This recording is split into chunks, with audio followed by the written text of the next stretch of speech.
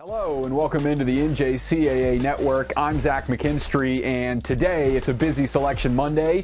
We've got selection reveals, bracket seeding across all men's and women's soccer in D1 and D2. We start with Division II men's soccer in Tucson, Arizona from November 12th to the 18th at Keno Sports Complex. Let's go ahead and look at the bracket, how it's set up. A little unorthodox compared to just a single elimination bracket. 12 total teams make it in, split up into 4 pools of 3 teams. So 8 district champions, 4 at-large bids will play in pool play for the first 3 days. They'll take a rest day, and then the winners of each pool will move on to the semifinal and then the finals on November 18th in Arizona. So without wasting any more time, let's go ahead and dive into Pool A and the number 1 overall seed for Division II men's soccer. It is Northeast and the Hawks. No surprises for the Plains District champions, 21-0 on the year, second in goals scored with 115, first in shutouts with 15, most shots per game. And when you combine all that, that's just a dominant team all around on both sides of the ball. And joining them in Pool A will be the 8 seed, Prairie State and the Pioneers. So as good a season as Northeast had, they'll have to play the defending national champions in the Pool A. 17-2-0 are the Pioneers, the defending national champ. They do lead the country in yellow cards with 60 in 19 games. We'll see if they can stay disciplined and carry that championship experience back to Arizona as the 8 seed. Final team in Pool A is the number 12 Patrick and Henry Patriots out of the Atlantic District. 10-4-1 overall on the year, winners of the Atlantic, and making it to their second overall tournament in Division II men's soccer. 8th in the country with shutouts with 7 on the year, and they'll try and surprise 2 very good teams in Pool A against Northeast and Prairie State. Let's go ahead and move to the second pool, Pool B, and it starts with the number 2 overall seed, Phoenix College and the Bears.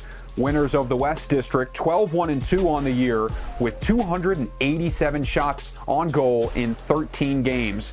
That's second in the country in that category. One of their biggest matchups this year was a 2-2 draw against the D1 number 1 Arizona Western. Takes a lot of talent to compete with them, and the Phoenix Bears were in it to the last whistle.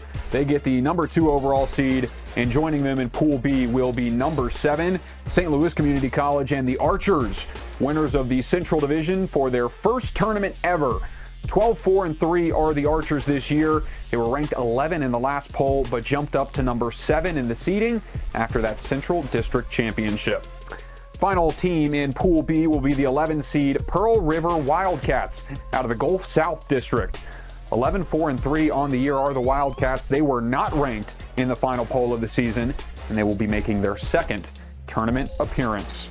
So let's move to the other side of the bracket, starting with Pool C. And the 3 seed, it will be CCBC Essex and the Knights of the Mid-Atlantic District. 17-2-0 on the year for the Knights, 4th straight tournament for them after being a runner-up in 2020 and 2021. They did make it to the final last year, trying to get back. That 17-2 record includes a massive 3-1 win over Division I Monroe College, the defending D1 NJCAA champs. And CCBC, a ton of talent this year. The Knights trying to make a run out of Pool C. Joining them will be the number 6 Schoolcraft Ocelots. 17-2-0 on the year are the Ocelots out of the Northeast District.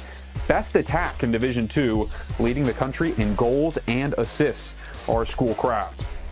Final team in that third pool will be Heartland, our first at-large bid.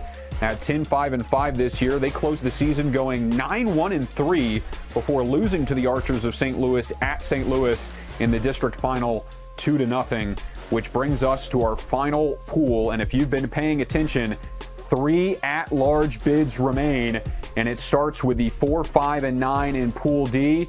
The number 4 at-large bid, Iowa Lakes and the Lakers. 13-3-2 on the year, the 3rd best team in D2 with 85 assists in 18 games.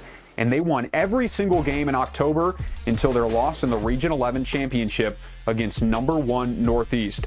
Deserving of that 4 seed as an at-large bid. Another at-large bid in the 5 seed, it is Pima and the Aztecs. 12-2-1 are the Aztecs this year.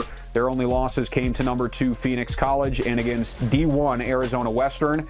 They lost in a thriller in the Region 1 semifinals on PKs to Glendale, but they did enough to get the at-large bid after a fantastic season, second in corner kicks with 125 on the year.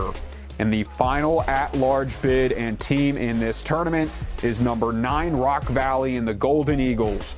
First tournament for Rock Valley men's soccer, 13-6-2 on the year. They lost to Prairie State in the Region 4 championship, but prior to that were unbeaten in their last 10 games, and they're looking to ride that momentum into Pool D in this Division II men's soccer championship. So let's zoom out, take a full view at the 4 pools and where they stack up. Again, the first one in Pool A is Northeast, Prairie State, and Patrick and Henry, defending national champs against the number 1. Those are going to be some great games from November 12th to 14th. Pool B, you have Phoenix, St. Louis, and Pearl River. In Pool C, CCBC Essex, Schoolcraft, and Heartland. And then Pool D, all at-large bids, Iowa Lakes, Pima, and Rock Valley. And those are going to be available on the NJCAA network from November 12th to November 18th in Tucson, Arizona. A lot of good matchups on the way, and excited to crown a champion in Tucson at Keno Sports Complex. So thanks for tuning in. Congratulations to the teams that made it, and we will see you out there in Arizona November 12th to the 18th.